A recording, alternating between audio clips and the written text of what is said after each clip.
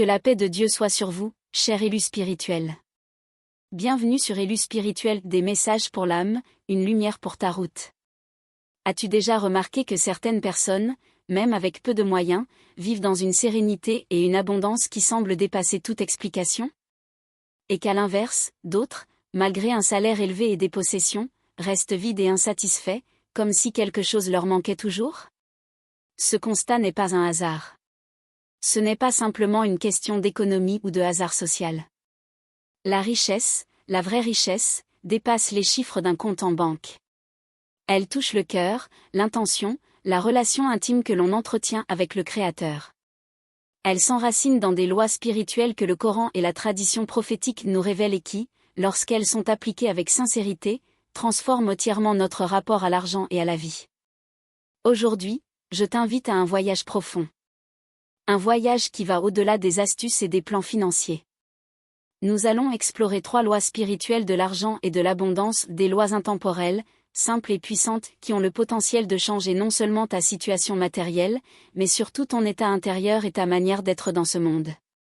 Ces 3 lois ne sont pas des recettes magiques. Ce sont des principes divins, des enseignements qui orientent le cœur, purifient l'intention, et alignent la démarche humaine sur la sagesse d'Allah. Lorsque ces lois sont comprises et vécues, l'abondance devient une conséquence naturelle, et non une fin. La paix intérieure devient le critère de la réussite, et non la simple accumulation. Avant d'entrer dans chacun de ces principes, prends un instant pour te poser. Es-tu prêt à remettre en question certaines habitudes? Es-tu prêt à laisser Dieu transformer ton regard sur la richesse? Reste avec nous jusqu'au bout, ce que tu vas entendre peut réellement remanier ton rapport à l'argent et ouvrir des portes que tu n'imaginais pas. Pour poser le cadre spirituel, rappelons 2 vérités tirées des sources révélées. D'abord, le Coran nous dit que la dépense dans le bien n'appauvrit pas, elle fructifie, sourate 34, Saba, verset 39. Ensuite, Allah promet d'augmenter ses bienfaits à ceux qui sont reconnaissants, sourate 14, Ibrahim, verset 7. Ces références nous montrent déjà que la générosité et la gratitude sont au cœur de la dynamique de l'abondance. Et la tradition prophétique confirme, le prophète, paix et bénédiction sur lui, a enseigné que, celui qu'Allah veut du bien, il lui donne la compréhension de la religion, Al-Bukhari. Il nous a aussi rappelé, dans des paroles claires sur la valeur du don, que la main supérieure est meilleure que la main inférieure, soulignant l'honneur spirituel de celui qui donne plutôt que celui qui reçoit, Hadith, Sahih Bukhari. Dans cette vidéo, nous allons donc décortiquer ensemble. La première loi, la loi du don. Pourquoi donner ouvre la porte à la multiplication. La deuxième loi, la loi de la gratitude. Pourquoi la reconnaissance attire la bénédiction. La troisième loi, la loi de la responsabilité. Pourquoi la richesse est avant tout une épreuve et un mandat. À chaque étape, je partagerai des exemples concrets, des histoires inspirantes, des applications pratiques au quotidien, et des rappels tirés du Coran et de la Sunna qui te permettront de vivre ces lois et de les voir porter du fruit. Si tu veux recevoir ces messages régulièrement, n'oublie pas de t'abonner à Élu Spirituel, d'activer la cloche et de liker cette vidéo, c'est un petit geste qui nous permet de toucher davantage d'âmes en quête de lumière. Et si quelque chose te touche, commente ci-dessous, dis-nous quelle loi tu veux appliquer dès aujourd'hui. Maintenant, prépare ton cœur. Ouvre ton esprit. Avançons ensemble vers la première loi, la loi du don, et découvrons pourquoi, dans l'économie divine, donner est la clé qui ouvre la porte de l'abondance. Loi numéro 1, la loi du don. Nous avons posé le cadre, la richesse n'est pas une accumulation matérielle, mais une affaire de cœur et de relation avec Allah. Alors commençons avec la première des 3 lois spirituelles de l'abondance, la loi du don. Oui. La richesse vient de la générosité. Cette première loi spirituelle de l'argent peut paraître étrange aux yeux du monde. Pour recevoir, il faut donner. À première vue, cela semble paradoxal. Car notre esprit humain raisonne ainsi, si je garde, j'ai plus. Si je donne, je perds. Mais Allah, dans sa sagesse infinie, nous enseigne l'exact contraire. Écoute ce verset, plein de promesses et de lumière. Tout ce que vous dépensez dans le bien, il vous le rend, et il est le meilleur des donateurs. Sourate 34, Saba, verset 39. Subhan Allah. Ici, Allah nous rappelle que donner n'est pas une perte, mais un investissement. Chaque aumône, chaque zakat, chaque repas offert par amour pour lui, ce n'est pas de l'argent qui disparaît, c'est une graine plantée dans le champ de l'éternité. Et cette graine, Allah l'a fait fructifier d'une manière que nous ne pouvons pas toujours imaginer. Le prophète, paix et bénédiction sur lui, a dit dans un hadith authentique. La richesse ne diminue pas à cause d'une aumône. Sahih Muslim. Autrement dit, quand tu donnes, tu ne perds jamais. Au contraire, Allah ouvre des portes invisibles et place la baraka dans ce qui te reste. Permets-moi de partager une histoire.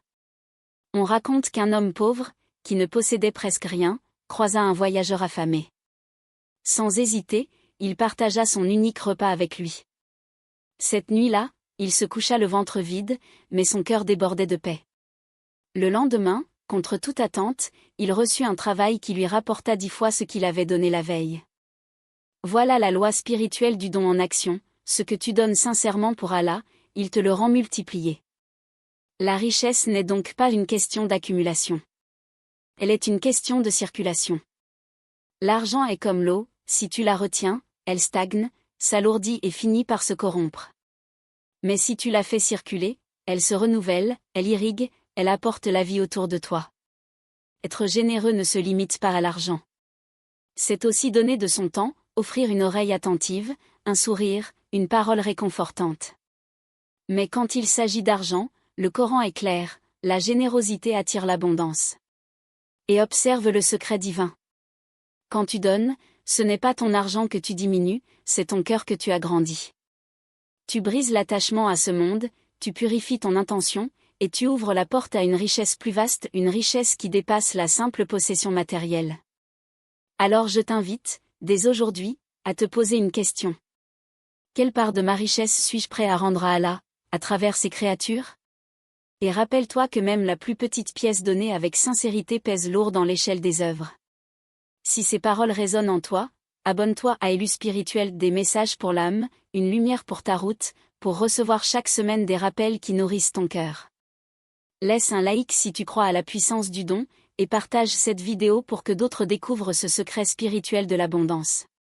Cher élu, nous venons de voir que le don attire la richesse et ouvre les portes de la baraka.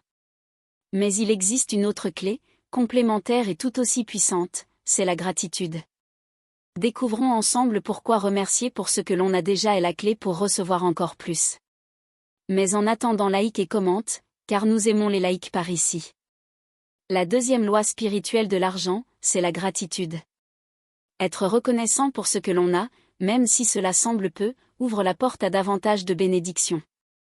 Souvent, nous pensons que nous devons attendre d'avoir beaucoup avant de remercier. Mais en réalité, c'est l'inverse, c'est en remerciant pour le peu que l'on attire le beaucoup. Le Coran est clair sur ce point. Si vous êtes reconnaissant, très certainement j'augmenterai mes bienfaits pour vous. Sourate Ibrahim, verset 7. La gratitude n'est pas seulement dire Alhamdoulilah du bout des lèvres. C'est un état du cœur. C'est savoir voir les petites choses du quotidien comme des trésors, la santé, un repas, la famille, un toit, la foi.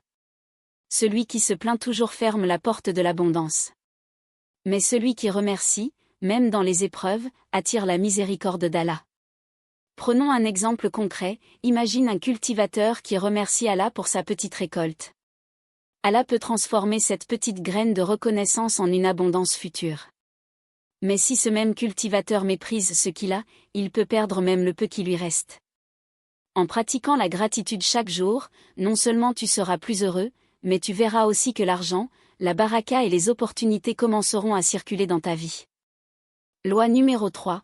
Après la générosité et la gratitude, il est temps de parler d'un principe fondamental, l'intention et la pureté du cœur. Tu as déjà donné, et tu as déjà remercié. Mais pour que l'argent et la prospérité circulent véritablement, il faut que tes actions soient motivées par des intentions pures. L'intention, en arabe niya, est ce qui transforme chaque geste en acte de valeur. Sans intention sincère, même un don généreux ou une action charitable peut perdre son impact spirituel.